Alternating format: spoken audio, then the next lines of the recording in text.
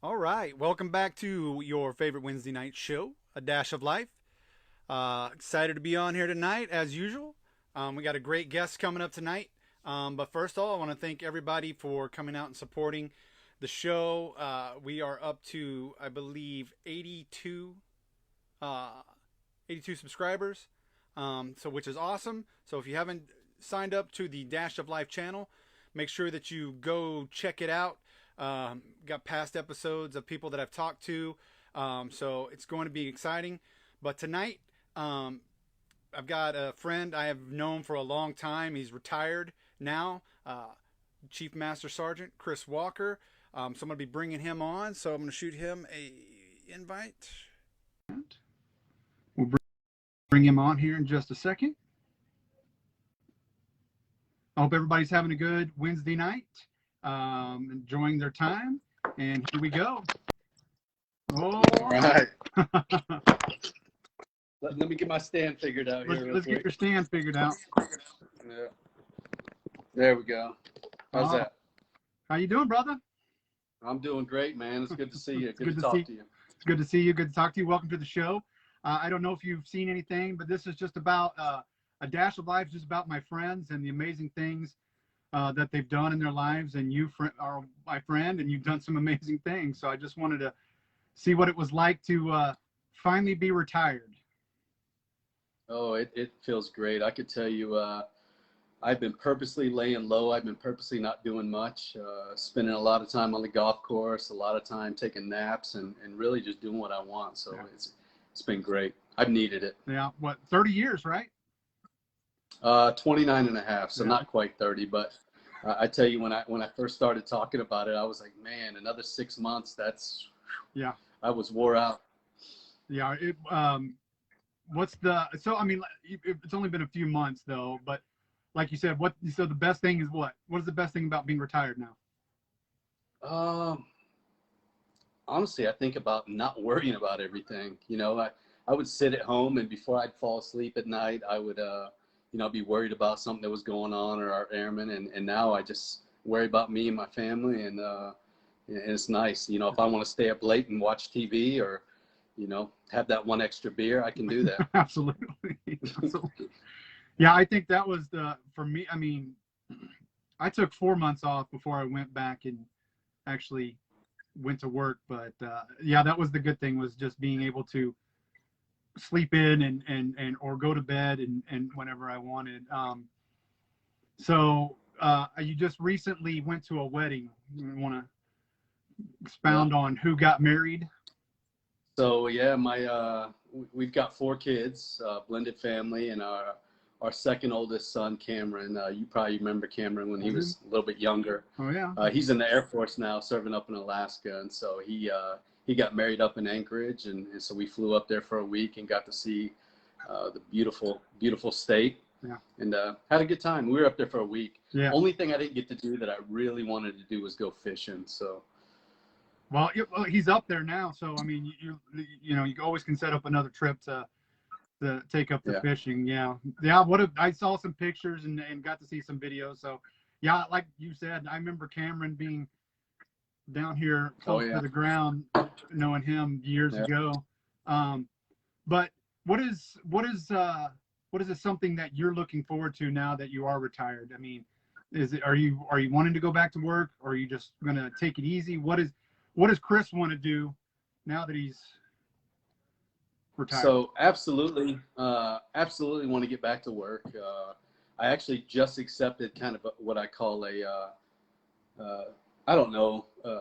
job that, is a great foot in the door, a great opportunity. And so we'll see how it goes. I'll be honest, I'm a little apprehensive because I've been doing the same thing for so long. And so it'll be interesting to step back into the workforce, but I'm excited to try something new. And I took an opportunity with FedEx, and so I'll be starting with FedEx next week, as a matter of fact. Very nice. Yeah. There's another retirement, another pension coming out if you stay with them for another 20 years or so. Yeah, we'll see how that goes. Yeah, right.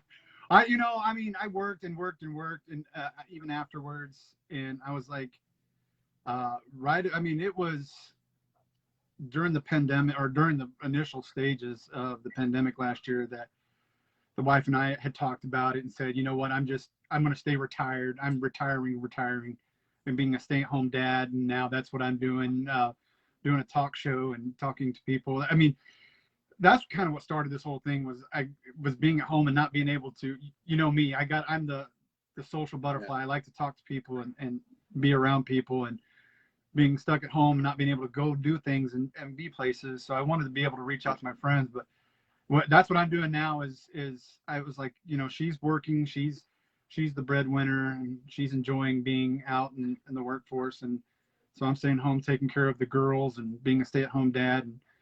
And we'll see how the homeschooling and things like that. So, but yeah, takes a lot more patience. Yeah, especially being 4 and almost 3 years old. So I started all over again after retirement. So, well done. Yeah, well, it's no, I'm glad. It's been a blast be able to raise the family this time around, and being home with them. That was what I missed the most, I think. And I know that's what you missed, especially with your kiddos. But so Cameron's in the Air Force, and I'm sorry, it escapes me. So no, Nate's the oldest. Nate. He's living out in Austin, Texas now, doing really well. So he graduated from Colorado State a few years ago. Got him a job in Denver, and then he just recently transferred out to Austin a few weeks ago. So he's just finding his way out there, but he got a really great job opportunity. And then you know, Cameron's doing great in the Air Force. He's actually going to get out of the Air Force and go guard, and he's moving here to Utah beginning of next year sometime. So we're super excited about that. Him and his wife will move out here. What is he doing in the Air Force? So he's a medic right now, but I think he's trying to retrain when he goes guard. He wants to do something different, learn a new skill. So not do what we did. So we're happy. Oh no. I mentioned that to him before, and he wasn't having it. And then Bria, you know, Bria just graduated high school, and so she'll be starting college coming up soon. And then we have a 9-year-old who's getting ready to start 4th grade. Oh, yeah. Here in a couple of weeks. So you'll kind of be like me when they hit that graduation, where you'll be the old man in the crowd. Oh, yeah. That's what I was saying. Yeah. Ellie and Rennie, like I said, they're 4 and 2. Yeah, when they graduate, I'll be 61 and 62. So yeah, I'm not looking forward to being hey, I'm glad you brought your grandpa to your graduation. I've had that conversation before. Yeah. Well, man, I am so I knew you as Staff Sergeant Walker, Tech Sergeant Walker, even Master Sergeant Walker, but I never really got it. I think I'd already gotten out by the time you made Chief, other than just talking on Facebook. But I'm really excited and was very proud that you made it to Chief, and I appreciate that. And the career field that you're, as far as you went, even becoming senior enlisted on the base as well as just in a squadron. So what was that like? What was it like running, being the base chief instead of a squadron chief? So from a bunch of different angles, I could tell you on one side of that equation, it was tough because you lived in a fishbowl. Yeah.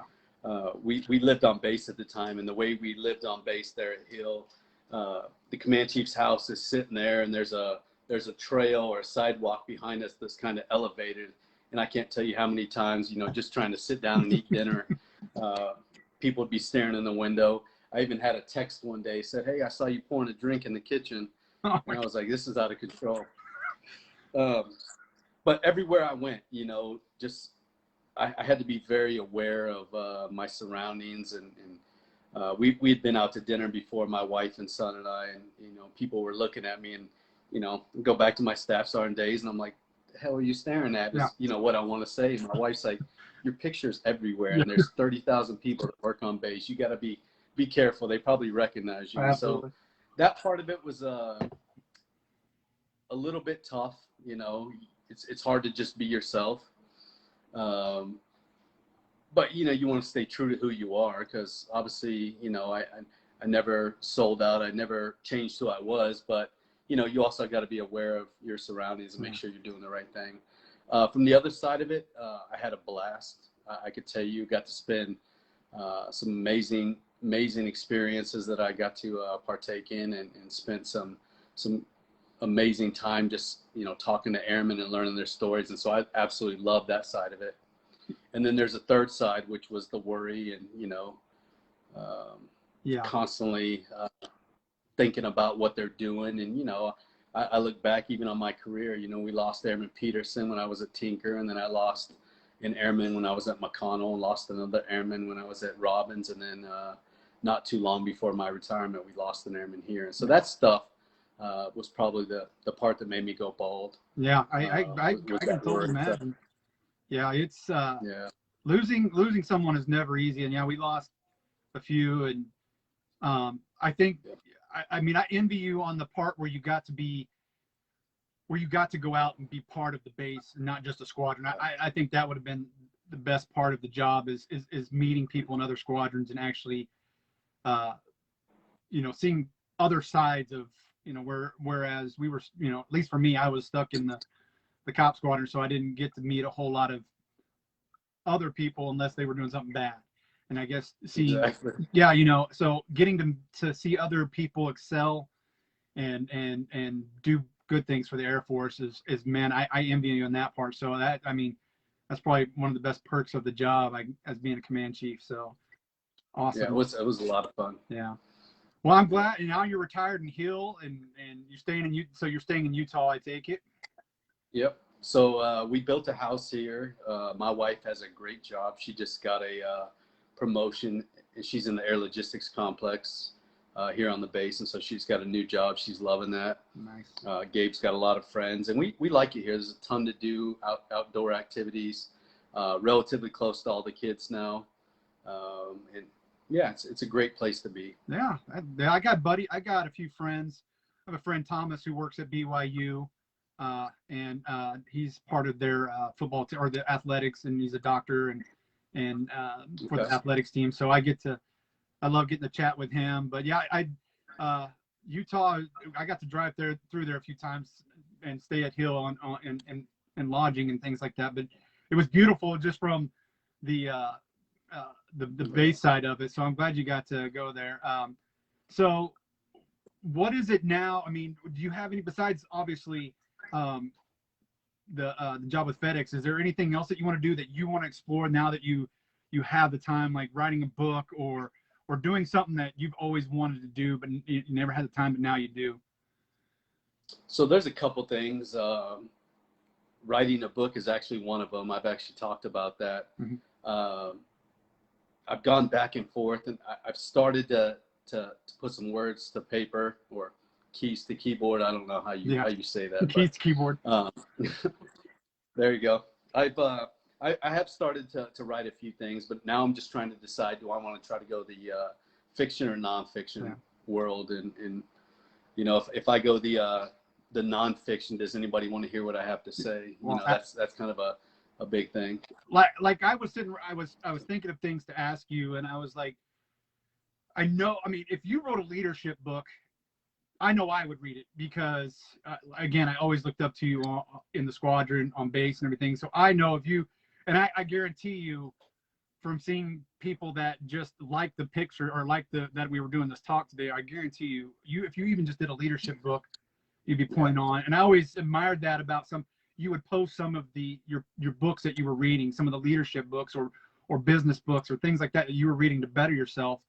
Yeah.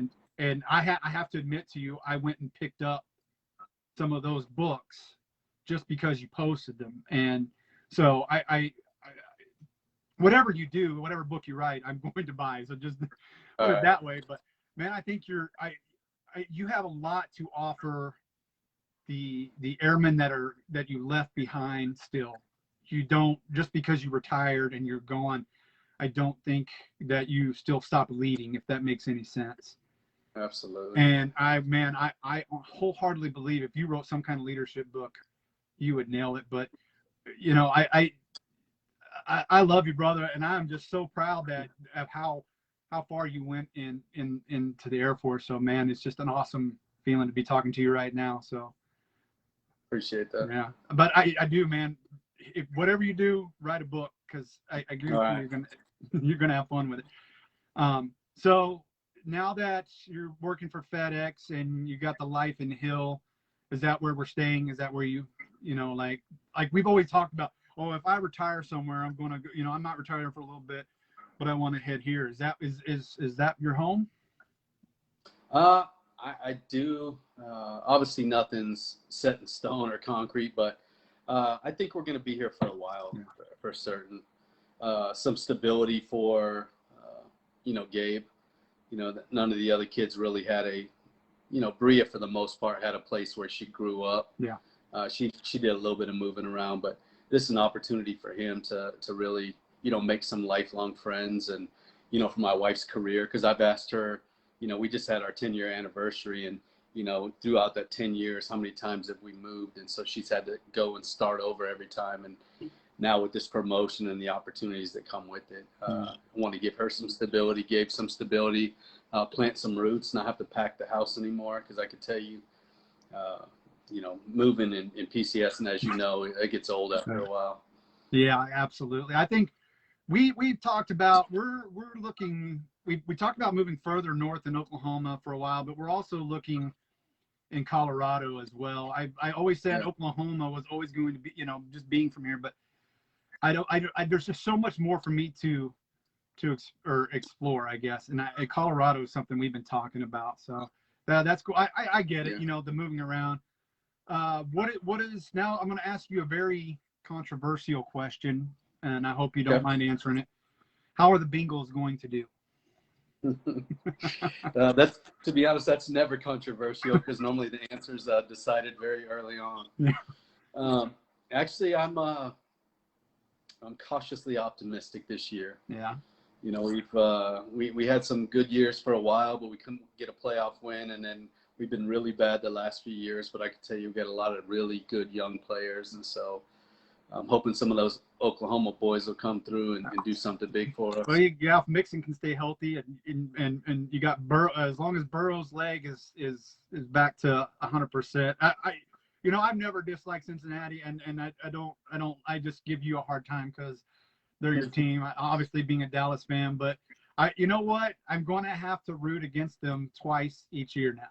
You know that, right? Why is that? I'm now a secret Cleveland Brown. I'm a secret Cleveland Browns fan because of Baker. Okay, don't hate. I figured that out before you said it. Yeah. No, it's actually he did.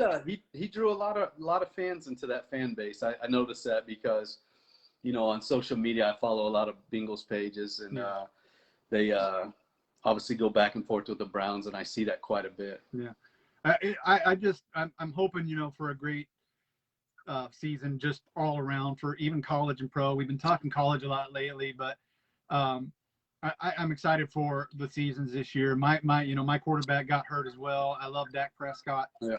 I will be a Cowboys fan no matter if they go 1-17, 1-8, whatever the case may be. I'll always be a Cowboys fan, and I'll stick by them. But I'm just ready for I'm ready for football. I know you are. You love to talk your Bengals, and it's always good to see you giving Olin some hard times on the Browns as well. So you got a prediction? Do you think they're gonna? What do you think for them? They win the division this year? Ooh, make that bold prediction. I don't think they'll win the division. I do think they're going to be competitive, and they're going to have a winning record. I could see them going 9-8 because 17 games this season. So I could see them going 9-8, 10-7, and surprising some people, maybe squeaking into a wild card.